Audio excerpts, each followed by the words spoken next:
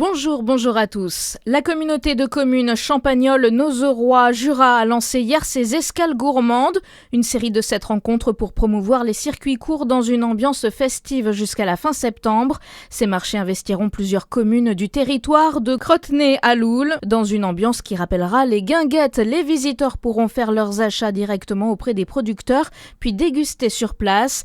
La collectivité veut ainsi faire de ces circuits courts un véritable levier de dynamisme local.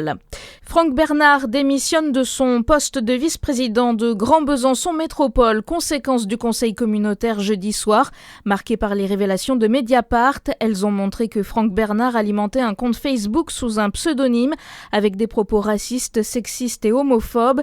L'élu RN avait reconnu être l'auteur de ce compte. Le maire de Besançon, Ludovic Fagot, lui avait demandé de prendre ses responsabilités.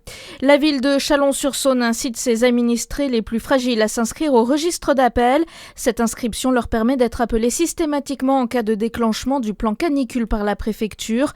Un agent rappelle alors les bons gestes et s'assure que la personne va bien.